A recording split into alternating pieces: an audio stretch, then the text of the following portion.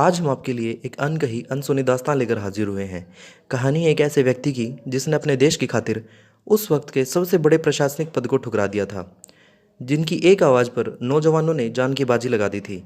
औरतों ने अपने गहने उतारकर उनकी झोली में डाल दिए थे और कहा था, इन गहनों को बेचकर एक ऐसी फौज तैयार करो जो अंग्रेजों को भारत से उखाड़ फेंके। दुनिया के सबसे क्रूर तानाशाह हिटलर भी जिनके मुरीद हो गए थे और अंग्रेजों के खिलाफ युद्ध जंग में भारत की हर संभव मदद का ऐलान कर दिया था।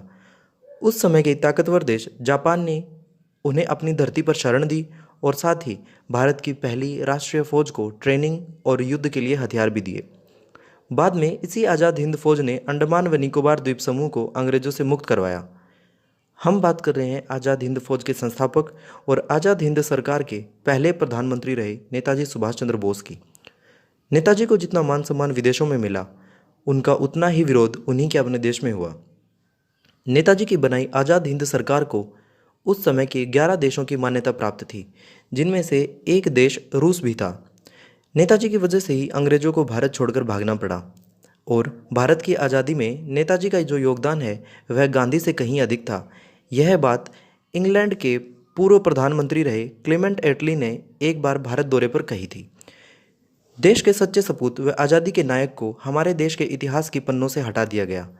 ऐसे प्रमाण भी मौजूद हैं जिनमें नेहरू ने अंग्रेजों से वादा किया था कि नेताजी एक युद्ध अपराधी हैं और भारत की ज़मीन पर कदम रखते ही उन्हें गिरफ्तार कर अंग्रेजी हुकूमत को सौंप दिया जाएगा।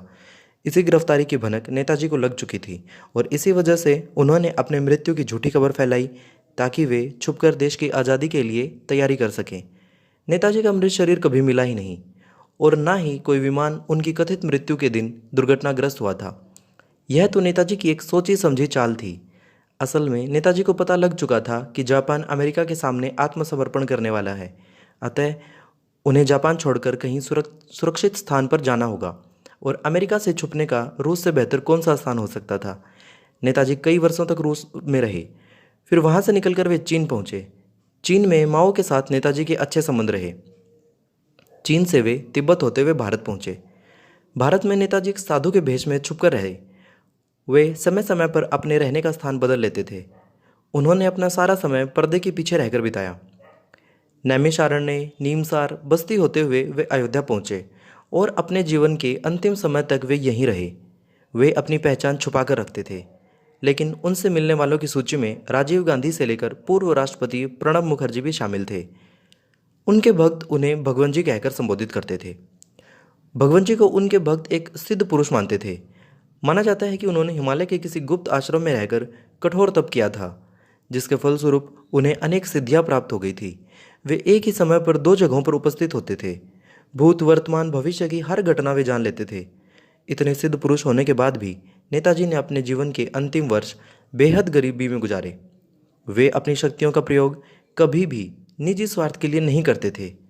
भगवान जी से जुड़ी ऐसी अनेक रहस्यमय घटनाओं का वर्णन हम अगले भाग में करेंगे कि कैसे उनके मार्गदर्शन में गरीब देश वियतनाम ने ताकतवर अमेरिका को युद्ध में परास्त किया, तिब्बती धर्मगुरु दलाई लामा को उन्होंने कैसे सुरक्षित भारत पहुंचाया।